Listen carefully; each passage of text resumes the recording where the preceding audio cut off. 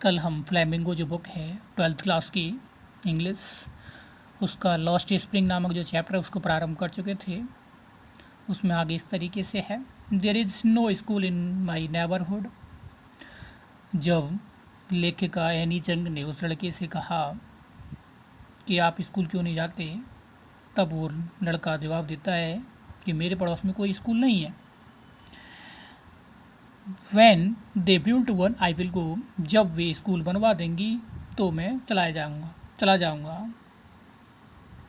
If I start a school will you come, I ask, half joking। मैंने उससे कुछ मजाक करते हुए कहा कि अगर मैं एक स्कूल बनवा दूं या प्रारंभ कर दूं तो क्या आप आओगे? Will you come? Yes, he says smiling broadly। He says वह कहता है स्माइलिंग ब्रॉडली, अत्यधिक मुस्कुराते हुए कहता है कि हाँ मैं ज़रूर स्कूल पढ़ने आऊँगा। अ फ्यू डेज लेटर, कुछ दिनों बाद, I see him running up to me, मैं उसे देखती हूँ कि वह मेरी तरफ दौड़ता हुआ आ रहा है। As your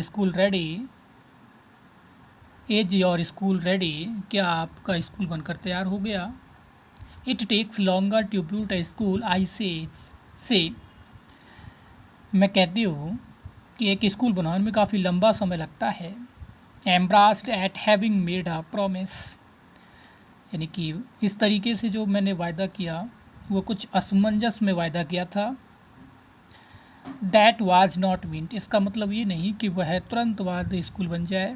what promise like mine, लेकिन मेरी तरह किए गए जो वायदे अबाउंड भरे पड़े थे। In every corner of its bleak world, उसके नीरस संसार या निराशाजनक संसार के प्रत्येक कोने में मेरे जैसे किए गए वायदे भरे पड़े हुए थे उसके नीरस संसार में। After months of knowing him, अनेकों महीने बाद, उसको जान पहचान के बाद, I ask him his name, मैंने उससे उसका नाम पूछा।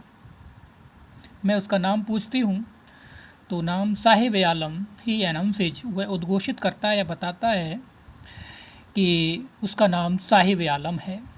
ही डज नॉट नो, वह नहीं जानता। वॉट इट मीन्स, इसका क्या मतलब है, क्या अर्थ है। If he new it's meaning, अगर वह इसका अर्थ जानता होता। लॉर्ड ऑफ यूनिवर्स, यानी कि साहिब आलम का अर्थ होता है लॉर्ड ऑफ यूनिवर्स, ब्रह्मांड का भगवान।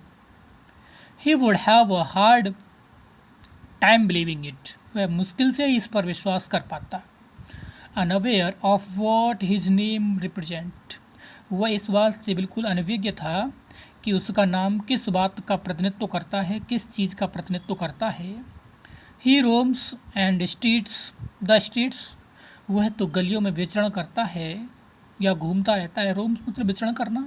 विद हिज फ्रेंड्स, अपने दोस्तों के साथ। An army of barefoot boys, यानी कि एक ऐसे बच्चों का झुंड या ऐसे बच्चों की सेना, फौज जो बिना जूते चप्पलों के रहते हैं। Who appears like morning birds, वह सुबह के पक्षियों की तरह दिखाई देते हैं।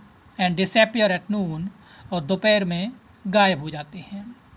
ओवर द मंथ्स, अनेकों महीनों बाद, I have come to recognize each of them, मैं उनको पहचान पाई। ईच ऑफ देम, प्रत्येक को। Why are not you wearing chappals, I ask one, मैंने उनमें से एक से पूछा, मैं पूछती हूँ उनमें से एक से कि आप चप्पल क्यों नहीं पहनते हैं। My mother did not bring them down from the self मतलब अलमारी, यानी कि मेरी माता जी मेरी चप्पलों को अलमारी से नीचे नहीं उतारती हैं। ही आंसर सिंपली, उसने साधारण तरीके से उत्तर दिया कि मेरी माता जी अलमारी से चप्पलों को नीचे नहीं उतारती हैं। Even if she did he will throw them off its another, यानी कि तब किसी अन्य लड़की ने कहा कि अगर उसकी माता जी चप्पल उतार करके अलमारी से नीचे उतार करके उसको दे देंगी तो he will throw them off, वह उनको उतार कर फेंक देगा। Who is wearing shoes that do not match, जो कि ऐसे जूते पहने हुए था जो कि बिल्कुल मैच नहीं करते थे, यानी कि बेमेल जूते पहने हुए था।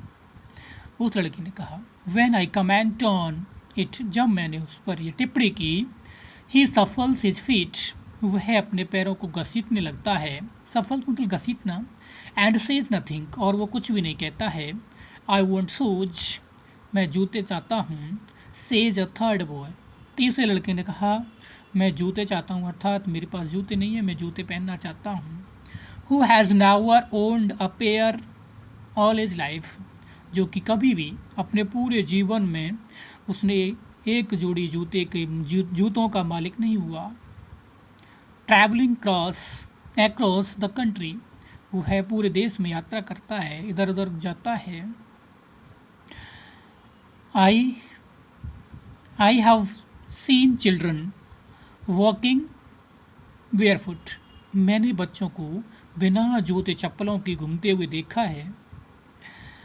इन सिटीज, शहरों में, ऑन विलेज रोड्स, गांव के रास्तों पर, it is not lack of money, उनके पास पैसे की कमी नहीं है। वट अ ट्रेडिशन, बल्कि एक परंपरा है कि वो बिना जूते चप्पलों के रहते हैं। टू स्टे बेयरफुट, कि वो बिना जूते चप्पलों के रहते हैं, ये कि उनकी परंपरा है। इज वन एक्सप्लेनेशन, यही एक अभिव्यक्ति है, यही एक स्पष्टीकरण है। आई वंडर, मुझे बड़ा आश्चर्य होता है, इफ़ यदि this is only an excuse, अगर ये कोई एकमात्र बहाना हो, एक्सक्यूज बहाना हो, टू एक्सप्लेन, ये बात कहने का या बताने का, away perpetual state of poverty, जिससे कि उनकी परपेक्चुअल कहते हैं स्थायी, जिससे उनकी जो स्थायी गरीबी है वो चली जाए, अगर वह ये बात बताने का एक स्पष्ट बहाना है, इस बात से मुझे बड़ा आश्चर्य होता है। थैंक यू, बाकी का कल